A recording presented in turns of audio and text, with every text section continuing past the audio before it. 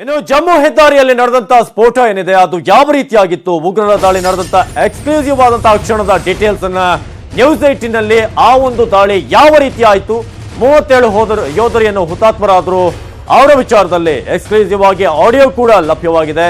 News 18 ಕನ್ನಡದ big exclusive. ಯಾವ ರೀತಿಯಾಗಿ ಪುಲ್ವಾಮಾದ ಅಟ್ಯಾಕ್ ಆಯಿತು, ಎಷ್ಟು ಭೀಕರವಾಗಿತ್ತು, ಯಾವ ರೀತಿಯಾಗಿ ಪ್ಲಾನ್ ಮಾಡಿದ್ರು, ಇದೆಲ್ಲವನ್ನೂ ಕೂಡ ನ್ಯೂಸ್ 18 ನಲ್ಲಿ ನಿಮಗೆ ಆಡಿಯೋ ಸಮೇತ ಆ ಒಂದು ಚಿತ್ರಣ ಯಾವ ರೀತಿಯಾಗಿತ್ತು ಅನ್ನೋದ್ರ ಬಗ್ಗೆ, ಆ ಹಿಂದಿನ ಭೀಕರತೆ, ಎಲ್ಲಿ ಹೇಗೆ ಸಾಗ್ತಾ ಇತ್ತು ಯೋಧರ ಪಯಣ, ಅವರು ಕೆಲಸವನ್ನ ಮುಗಿಸಿ ಅಂದ್ರೆ ಕರ್ತವ್ಯಕ್ಕೆ ಹೋಗ್ತಾ ಇದ್ರು ರಜೆಯನ್ನ ಮುಗಿಸಿ.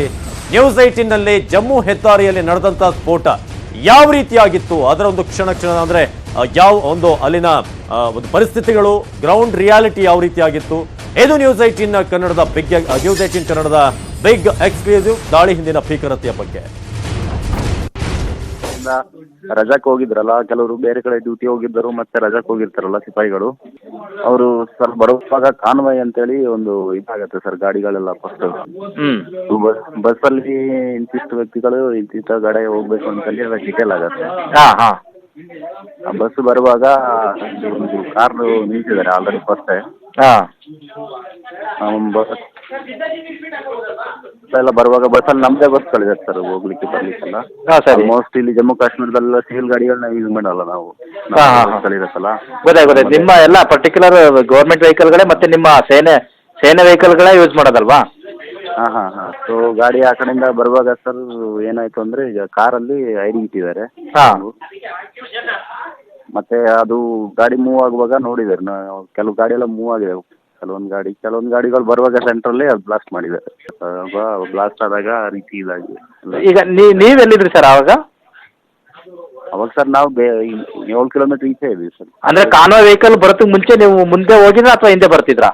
ನಾವು ಸರ್ ಫಸ್ಟೇ ಅವತ್ತು ಬೆಳಿಗ್ಗೆ ಡ್ಯೂಟಿ ಮುಗಿಸ್ಕೊಂಡು ಬಂದಿವಿ. ಅದಾದ ನಂತರ ಆಗಿದೆ. ಸರಿ. ಈಗ ಎಲ್ಲಿದ್ದೀರಾ ಸರ್ ನೀವೀಗ?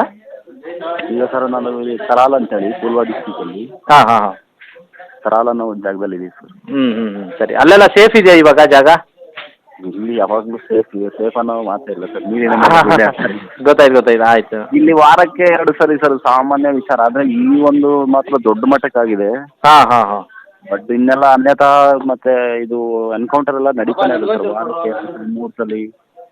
ಜಸ್ಟ್ ಈಗ 2 ದಿವಸದ ಹಿಂದೆ 5 ಜನಕ್ಕೆ ಇದಾಯ್ತು, ಮರ್ಡರ್ ಆಯ್ತು. ಸೊ ದಿನನಿತ್ಯ ನ್ಯೂಸ್ ನೋಡ್ತಾನೆ ಇದೀರಿ ಸರ್. ಮತ್ತೆ ವಾರಕ್ಕೆ 2-3 ಸಲ ಇದ್ರು ಇದು. ಈಗ ನೀವು ಕಾನ್ವಾಯ್ನಲ್ಲಿ ಬರೋದು ಮುಂಚೆ ರೊಟೀನ್ ಚೆಕಪ್ ತರ ಏನು ಇರ್ತಿರ್ಲಿಲ್ವಾ ಸರ್? ಇವತ್ತು ಮಾಡಿದಿಲ್ವಾ? ಇರತ್ತೆ ಸರ್, ಇರತ್ತೆ. ಇವತ್ತು ಆಗಿತ್ತು ಅದು? ಹಾಂ ಸರ್, ಪ್ರತಿ ಸರಿನೂ ಗಾಡಿಗಳು ಬರುವಾಗ ಫಸ್ಟೇ ಒಂದು ಟೀಮ್ ಹೋಗುತ್ತೆ ಸರ್. ಆ ಟೀಮ್ ಹೋಗಿ ಸರ್ಚ್ ಆಗುತ್ತೆ. ಅಂದ್ರೆ ಅಷ್ಟೊಂದು ಈಗ ಲಾಂಗ್ ಜರ್ನಿ ಇದ್ದಾಗಲೆಲ್ಲ ಅಷ್ಟೊಂದು ಡೀಪ್ ಆಗಿ ಚೆಕ್ ಮಾಡಕ್ ಹೋಗಲ್ಲ. ಮೇನ್ ಆಗಿ ರೋಡಾಗಿ ಏನಾದ್ರು ಇರೋಂಥದ್ದನ್ನ ನೋಡ್ತೀವಿ ಬಸ್ಸಲ್ಲೇ. ಯಾಕಂದ್ರೆ ಸರ್ ಇಲ್ಲೆಲ್ಲ ಆರ್ಡಿನರಿ ಸ್ಟೇಟ್ಗಳಲ್ಲಾದ್ರೆ ಇಳಿದು ನೋಡ್ಬೋದು. ಇಲ್ಲಿ ಇಳಿದು ನೋಡೋದು ಸಹ ತುಂಬಾ ಡೇಂಜರ್. ಛತ್ತೀಸ್ಗಢ, ಜಾರ್ಖಂಡ್ ಮತ್ತೆ ಈ ಜಮ್ಮು ಕಾಶ್ಮೀರ ಇದೆಯಲ್ಲ, ಅಂದ್ರೆ ಇಳಿದು ನೋಡಿದಾಗ್ಲೂ ಏನಾದ್ರು ಆಗುತ್ತೆ ಅನ್ನೋದು ಆತಂಕ ಇದೆ. ಅಂದ್ರೆ ಸರ್ ಈಗ ಇಳಿದು ಈಗ ತಕ್ಷಣಕ್ಕೆ ಏನಾದ್ರು ಒಂದು, ಹಂಗಾಗಿ ನಾವು ಏನಪ್ಪಾ ಅಂದ್ರೆ ಈ ಬ್ಲಡ್ ಗ್ರೂಪ್ ಬಸ್ ಇದೀತಲ್ಲ ಸಲಕ್ತಿ, ಅದರಲ್ಲೇ ಮೇನ್ ಆಗಿ ನೋಡ್ಕೊಂಡು ಹೋಗ್ತೀವಿ. ಬಟ್ ಅದು ಕಾರ್ ಒಳಗೆ ಇದ್ದಿದ್ದು ಅಷ್ಟು ನಾವು ಅಬ್ಸರ್ವ್ ಮಾಡಿದ್ದೀವಿ. ಓಕೆ. ಈಗ ಒಟ್ಟಿಗೆ ಈಗ ಒಂದೇ ಒಂದು ಡೌಟ್ ಏನಂದ್ರೆ ಸರ್, ಈಗ 78 ವೆಹಿಕಲ್ಗಳು ಒಂದೇ ಸರ ಒಂದು ಅಷ್ಟೊಂದು ಜನ 2,500 ಸೋಲ್ಜರ್ಸ್ ನೀವೆಲ್ಲ ಯಾಕೆ ಅಷ್ಟೊಂದು ಜನ ಏನು ಎಲ್ಲರೂ ಹೋಗ್ತಿದ್ರ ಸರ್ ಅದು? ಹಾಂ ಸರ್, ಈಗ ಅದೇ ಹೇಳಿದ್ನಲ್ಲ, ಈಗ ಸರ್ ಇಲ್ಲಿ ಆಲ್ಮೋಸ್ಟ್ 370 ಈ ದಾರ 370 ಸರ್ ಸೆಕ್ಷನ್ ಇದೆಯಲ್ಲ. ಸೊ ಅದನ್ನ ತೆಗಿಬೇಕು ಅನ್ನೋ ಒಂದು ವಿಚಾರ ನಡೀತಾನೆ ಇದೆಯಲ್ಲ ಸರ್. ಸರಿ. ಸೊ ಅದಕ್ಕಂತೇಳಿ ಸುಮಾರಷ್ಟು ಬೇರೆ ಕಡೆಯಿಂದ ಡಿಪ್ಲೋ ಆಗಿರ್ತಕ್ಕಂಥ ಒಂದು ಫೋಟೋ ಎಲ್ಲ ಇಲ್ಲೇ ಹಾಕಿದ್ದಾರೆ. ಈಗ ಬಾರ್ಡರ್ ಇರ್ತಕ್ಕಂಥವ್ರನ್ನು ಸಹ ಇಲ್ಲೇ ಡಿಪ್ಲೋ ಮಾಡಿದ್ದಾರೆ. ಒಂದೇ ಕಡೆ ಡಿಪ್ಲೋಯ್ ಮಾಡಿದ್ದಾರೆ. ಅಂದ್ರೆ ಈ ಕಾಶ್ಮೀರದಲ್ಲಿ, ಜಮ್ಮು ಅಲ್ಲೂ ಅಷ್ಟಿಲ್ಲ ಸರ್. ಸರಿ. ಮತ್ತೆ ಇನ್ನೊಂದು ಎಲೆಕ್ಷನ್ ಬೇರೆ ಇದೆಯಲ್ಲ ಈಗ. ಸೊ ಆ ಉದ್ದೇಶಕ್ಕೋಸ್ಕರ ಮೇನ್ ಉದ್ದೇಶ ಒಂದು ಎಲೆಕ್ಷನ್. ಅಂದ್ರೆ ಇದು ರೊಟೀನ್ ಓಡಾಟನೇನಾ ಇದು? ಹಾಂ ಸರ್, ನಾರ್ಮಲ್ ರೊಟೀನ್. ಈಗ ಯಾವ್ದಾದ್ರು ಒಂದು ಟ್ರಾನ್ಸ್ಫರ್ ಆಗಬೇಕು ಅಂದ್ರೂ ಗಾಡಿಗಳು ಒಟ್ಟಾರೆ ಹೋಗುತ್ತೆ, ಒಟ್ಟಾರೆ ಬರುತ್ತೆ. ಬಟ್ ಇನ್ನು ಮತ್ತೆ ಯಾವ ಕಡೆನಾದ್ರು ಡ್ಯೂಟಿಗೆ ಹೋಗ್ಬೇಕಂದ್ರೂ ಸಹ ಎಲ್ಲ ಸ್ವಲ್ಪ ಜನ ಸಿಪಾಯಿಗಳನ್ನೆಲ್ಲ ಸೇರಿಸಿ 5 ಬಸ್ಸು 6 ಬಸ್ಸು ಈ ರೀತಿ ಬಸ್ಗಳನ್ನೆಲ್ಲ ಇದು ಮಾಡಿ ಆನಂತರ ಕಳಿಸ್ತಾರೆ. ಸಿಂಗಲ್ ಕಳಿಸಿದ್ರು ಡೇಂಜರ್ ಸರ್. ಯಾವ ಟೈಮಲ್ಲಿ ಯಾರು ನೇನು ಮಾಡ್ತಾರೆ ಗೊತ್ತಾಗಲ್ಲ.